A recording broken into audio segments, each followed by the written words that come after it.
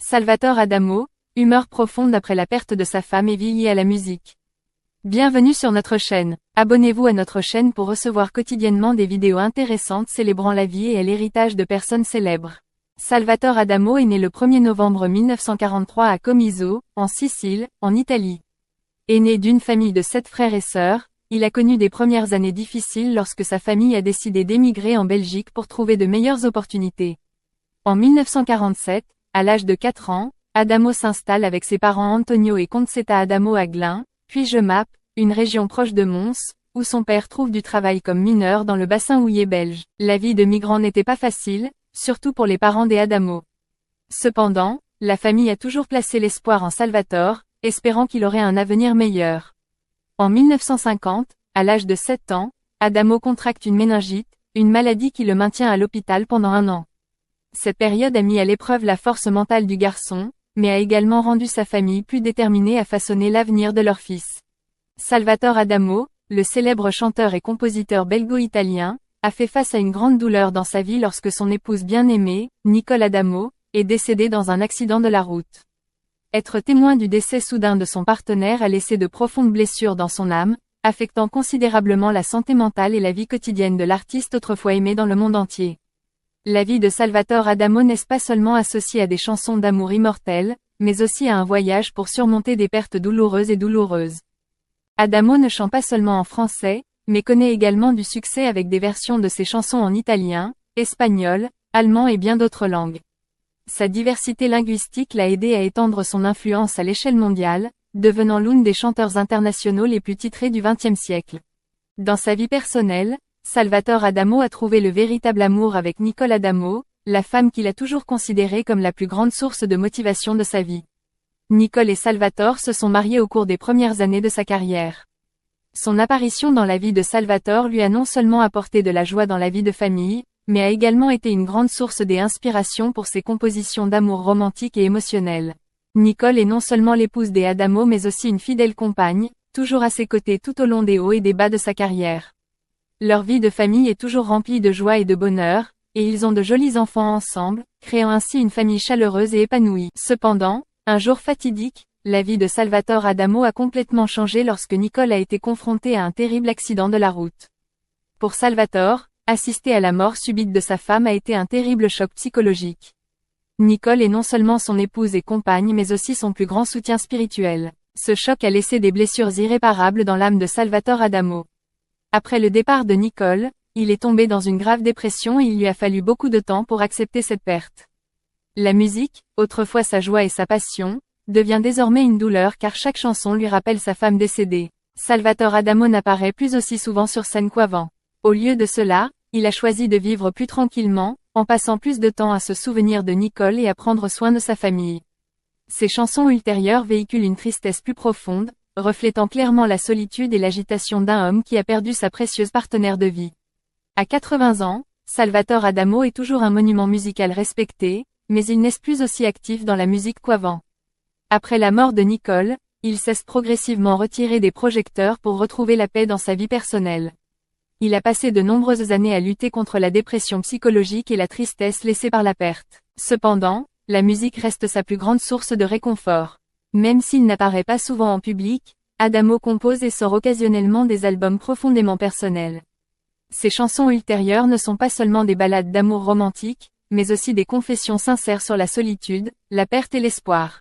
Les fans de Salvatore Adamo se souviennent toujours de lui comme d'un symbole d'amour et d'art. Même si la vie lui a posé de grands défis, avec persévérance et amour pour la musique, Salvatore Adamo a continué à vivre et à créer, apportant l'inspiration à des millions de personnes à travers le monde. Malgré sa passion pour la musique, Salvatore Adamo n'a pas réussi dès le départ. Au cours des années 1950, il participe à une série de concours de chants locaux, mais la plupart échouent. Mais cela n'enlève rien à son enthousiasme pour la musique. Après la mort de sa femme, Salvatore Adamo a été confronté à une douleur terrible qu'aucun mot ne pouvait décrire.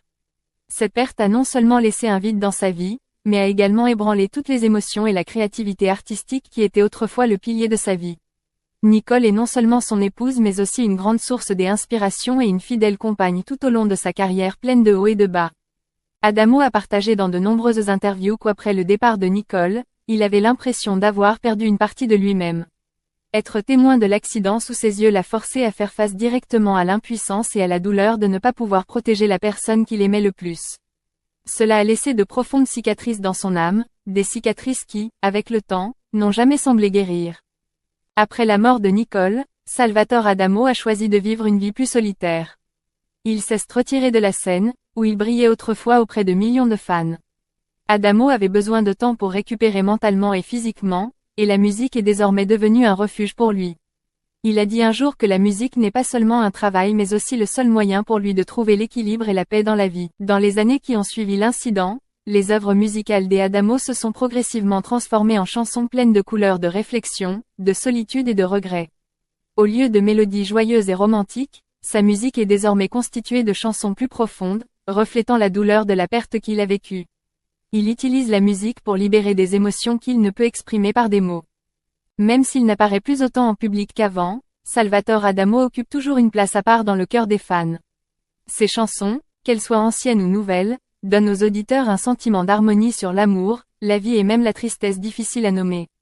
Il a continué à composer et à sortir des albums qui, bien que peu passionnants, ont néanmoins été chaleureusement accueillis par ceux qui l'aimaient. Pour Salvatore Adamo, la musique est tout.